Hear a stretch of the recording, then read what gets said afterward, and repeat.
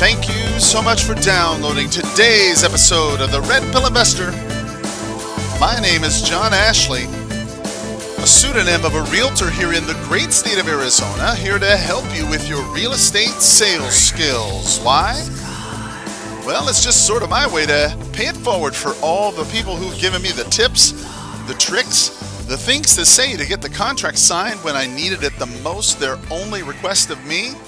Well, simply pay it forward, and this is my opportunity to you, the listener, in the hopes that one day you'll pay it forward in your way. Thank you so much for joining me today on episode number 425, Pricing Properties to Sell. Pricing properties to sell. Man, I'm going to tell you, if there's one problem that I've ever faced as a coach, as a mentor, it's price. People always want to know, how do I price this property to sell? Right? And if you do it a lot, many times you find yourself having to cancel properties, for one reason or another, over price perhaps. And, you're left with this uneasy feeling. Maybe I overpromised and underdelivered. And sometimes that's true. Sometimes we do. I think many times if we examine, however, the beginning of the transaction when we're actually pricing it, I think you'll discover that there's really two parts to pricing it to sell. Oh, of course, you've got your part, but there's really two parts to pricing a property to actually sell. The first part, of course, is pricing it to sell and getting the right price. And then secondly is persuading the seller to accept that. So today, if you've got a pen and you've got a piece of paper, what we're going to cover are a few ideas about pricing a property to sell. And then, I'm going to give you a couple ideas on what you can do to persuade them to take good action. So if you got a pen and you got a piece of paper, let's go ahead and get started with point number one. Are you pricing the property to sell or to satisfy the seller? Are you pricing the property to sell or are you trying to satisfy the seller? See, many times when you're talking to a homeowner and you're asking them, well, gosh, about how much do you want for this house? And they say, well, we want, $100,000. And you say, okay, great. And let's say that, for whatever reason it's worth, more than that and much more or something. You'll work like the devil, let's say, to try and find a way. You'll find comps 4 miles away that are, certainly not a very good one, that are 10 months old or something like that, and try to justify some higher price just to make it work. We've all been there. And that's pricing it to satisfy the seller. Now, pricing it to sell is when you look objectively at the marketplace and what other people are buying properties for, primarily through the multiple listing service, because it gives you a great idea of what homes are selling for. If you've got access to the multiple listing service or have an agent who can give you access to sold comps in a subdivision, then you have the ability to tell if that's a good deal or not, and how you can negotiate your price. But the trick is understanding, are you pricing it to sell, when you end up deciding to sell it? Or are you pricing it to kind of just get it, to make them happy? And the problem is that you can't confuse, confronting them over this price with hurting their feelings. I mean, if you're going to write anything down, I'd write this down for sure. Why is it so hard for me to confront a seller over a price? Why? Why is that so hard for me to do? I mean, good gracious. If there's anything that's so hard for us to do, it's for us to confront a seller over a price. Why? Most of the time it's because we're hurt, we're afraid of hurting their feelings. We've all heard that expression, if it's not, if you're not embarrassed, it's not low enough. Well then certainly that has a an effect on a seller. Many times we're a little bit concerned about that. And we don't want to hurt their feelings. But the reality is, if you're building a business, and if you're listening to the Red Pill Investor Sales System, let me tell you, the thing I'm trying to teach you here is to not build a transactional type of business where it's just wham, bam, thank you, ma'am, and you never talk to them again. No, I'm teaching you to build a lifetime customer-based business where you treat these people like, the customer, the king customers that they are, and they, like it you so much, they repeat business, they send people to you. And the only way to really do that, to build that kind of rapport, well, you got to confront them over the price. And if you're not going to confront them, you can't help them. You got to get that clear in your head. If you got into this business, yeah, okay, many of you got into this business to make some money. Great. But there's a large portion of you that got into this business that are either realtors or wholesalers or whatever, and you got into this business with the intent to help. And yeah, you're going to make some money, but you're going to help people in bad spots, and boom, everybody's going to win. That's your goal. Many of you, I've seen it on your Facebook things, right? Our job is to help, families out of spots and what. When you think about it, if that's your goal, if you're not going to confront them over their price, you can't help them. That's just the bottom line. So you have to ask yourself, why are you there? Why are you talking to them? When you're in that moment, that sales environment, face-to-face in the kitchen table, why are you talking to them? Are you talking to them to get a check so you can post it on Facebook to your friends? Are you trying to get them to Tuscaloosa, Alabama so they can move on with their dreams? To help them? What's your intent? Where's this coming from? And if it's to help them get what they want, well, confrontation is expected. You go to the doctor's office, you smoke, guess what? The doctor's going to tell you, you need to quit smoking. If you're overweight, they're going to tell you, guess what? You need to lose weight. They confront you. You expect it. You don't get mad. It's just expected. You don't get your feelings hurt. Oh, maybe a little bit when they tell you, you're 45% overweight and you smoke 5 packs a day, then you're going to die in 2 weeks. Yeah, you might get your feelings hurt. But when you think about it, if you tell them the truth, like a doctor tells you the truth, well, they'll respect you for it. I mean, when you think about our relationship, many of you I've met personally, and you know that I'm willing to confront you to make your life better. I'm willing to tell you where you need to pick up the slack or do this or do that so you can get a better life. And you know that I'm not going to tell you something that's going to, steer you wrong. I'm not going to say something that's going to hurt you or I'm not going to do or say anything to make your life worse. So just do that to them. That's it. Do that to them.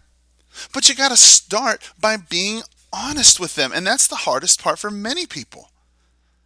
Because if you don't tell them the truth, really the net bottom is that you're disrespecting them. In the end, they're going to disrespect you for it. The problem is when we price it to serve the seller, because they want X and we try to get them that, and we're just doing everything we can to get them that. If you're a wholesaler trying to work up to that price, okay, or even as a realtor, just trying to work up to some unrealistic price. When you try to do that, you're not serving the seller. You're not getting them any closer to Tuscaloosa, Alabama, and what ends up happening is they just stay there for longer. You got to confront them. I'm sorry to spend so much time on this, guys, but this is so critical to understanding point number 3. That's why I'm spending so much time on point number 1. This is critical for you to get. You have to confront them to gain their respect. Listen, pay attention.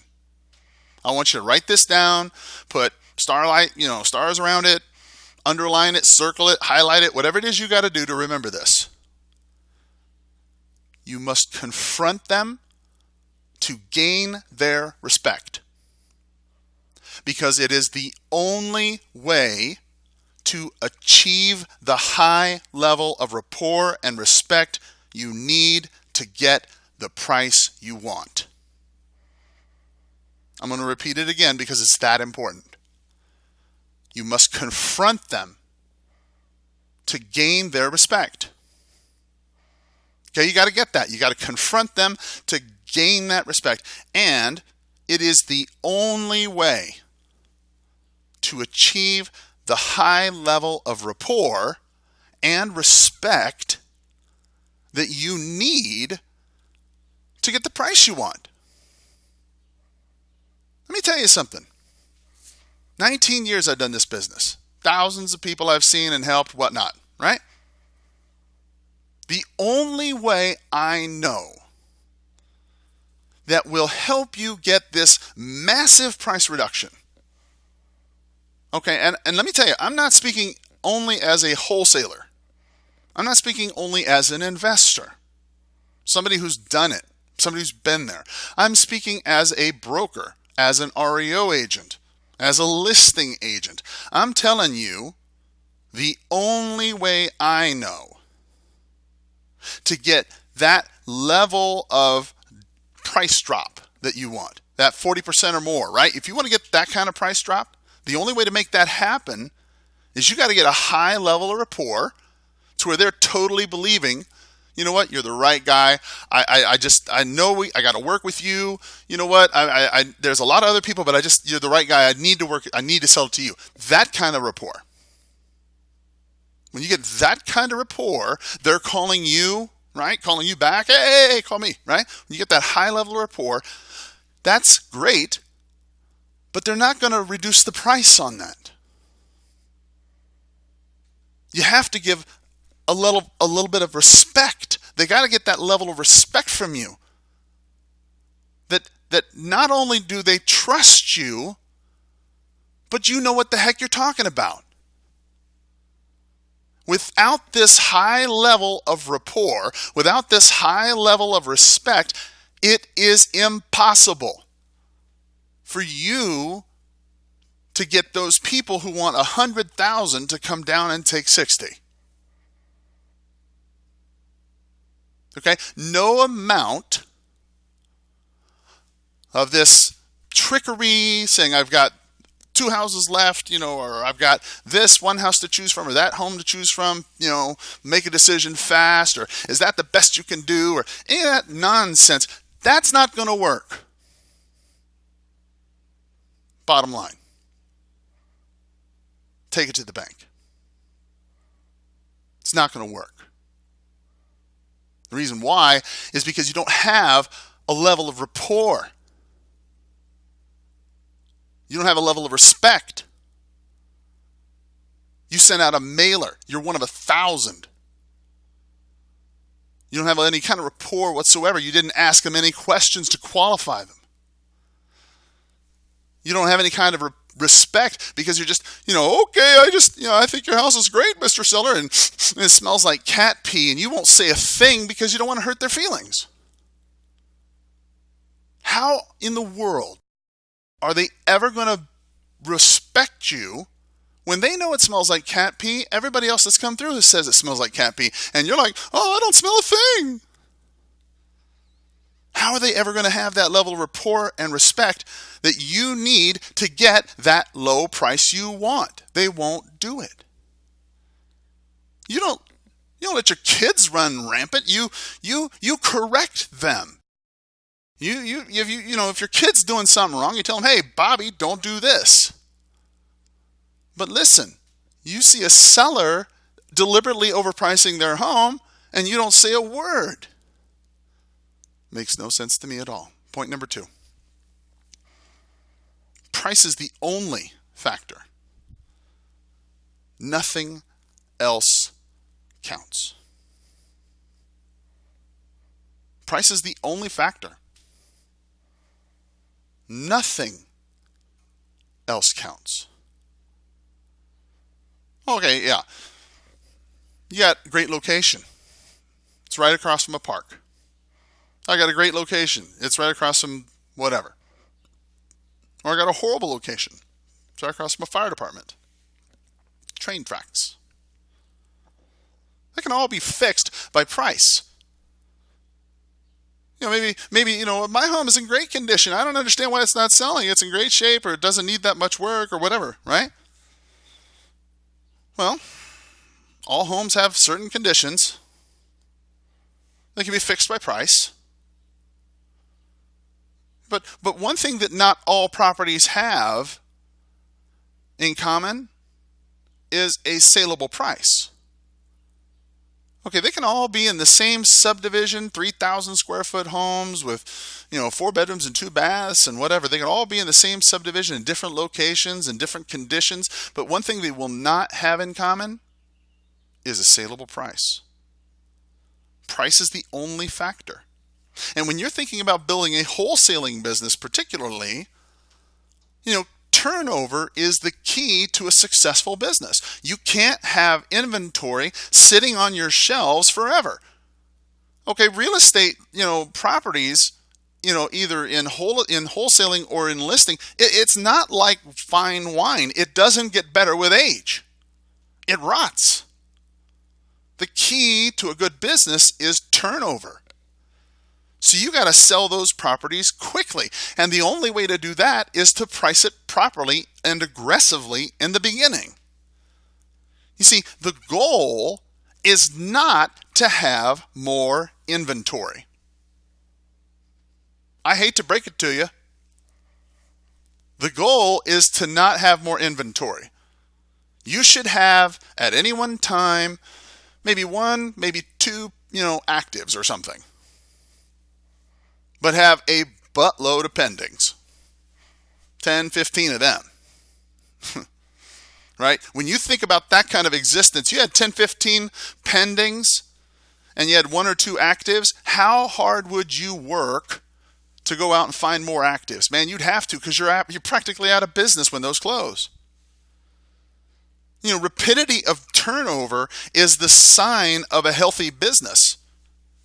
If you're only closing a deal every once, twice, a year or whatever, a month, 3 months, whatever, okay, that's not too healthy.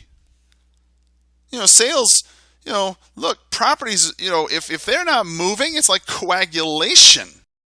It's obstructing the flow of your business. So, that being said, understanding that we got to price it to sell, not to appease a seller.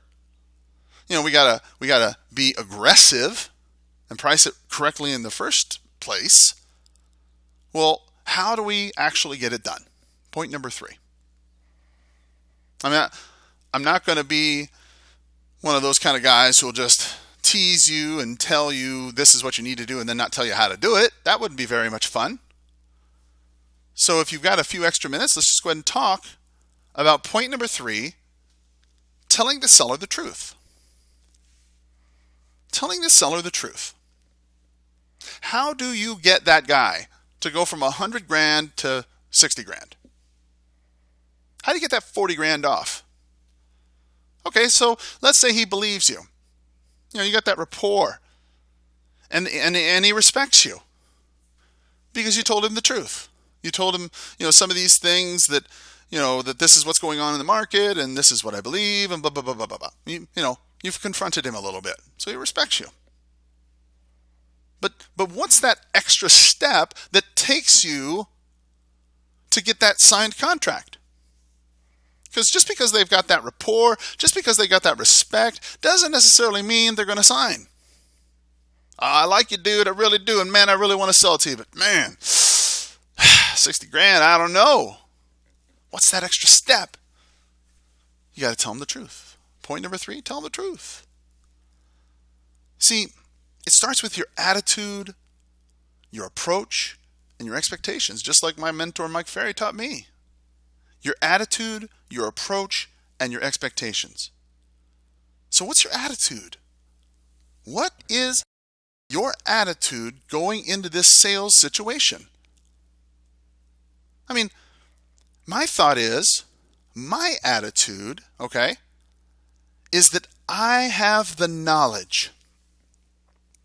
I have the knowledge, okay? They don't know more than I do about how to sell. They don't know how to do that. Okay, they can know a lot about that house. They could know a lot about that neighborhood. They could know a lot about that subdivision. Heck, they could know everything about that town. Wouldn't make a difference. They could have an appraisal after an appraisal. Wouldn't make a difference. Because they don't know how to sell like I do. They don't. They could deal with other realtors. They could deal with other investors. Of course you could, but they don't know how to sell either. They don't take the time like I do. So you can price it any way you want to with them. It's not going to sell. Go right ahead. I'll still be here when you cancel. That's your attitude. Nobody can beat you. Think of how powerful your mindset is. When you go into a seller's home and you don't even worry about, you know the price. Okay, sure. Yeah, you got me on the price. Big deal. You know it better than I do. Who cares? I know what it takes for me to sell. That's the important thing. So what's my approach? Now, I know that if he wants $100,000, and let's go ahead and assume that I've pre-qualified him and I know that he's got the equity, to accept this kind of offer. It's just a question of motivation. Well, I know that I can't do a frontal assault on the guy. I mean, I can't just go in there guns blazing and say, well, you want 100,000? Great. Well, I'm willing to give you 60. Have a great day. What's it going to be? And start beating him up. I can't do that. That's not going to work. I got to find out how this dude came to his price. And how you find that out is by asking questions. I need to find out specifically how he did it. Was it through like Zillow? Was it through an agent? Was it just a guess? I need to know so I know what specific technique I need to apply to address his belief about price. Let me ask you a question. Let's just assume you're hiking, okay, and you fall down a little ravine, and you got a cut. If it's a big cut, well, a little Band-Aid's not going to help, right? If it's a little cut, well, you don't need a tourniquet. So you got to find what the problem is so you know what technique to apply to solve the problem. So in this case, my approach is to figure out how they got to that price. Was it through Zillow? Was it agent? Was it guest? Because listen, if it was through, some sort of thing that they said, well, we just sort of felt like it was worth this because we put in, a new roof and we put in a new air conditioner, we put in a new furnace, and, we just kind of felt like we needed to get that money out. Well, then I know that I need to use the Abraham Lincoln clause to help address this issue of improvements. I use that clause. That's going to help me close this issue, and especially with this issue of price, and then I can close effectively. Let's say that they're saying, well, we got, our comps from, Zillow. We think our home's worth X because Zillow said that. Great. Well, then I know that the technique I need to do is, I need to emphasize my sold comparables and tell them the reality of the market and educate them a bit.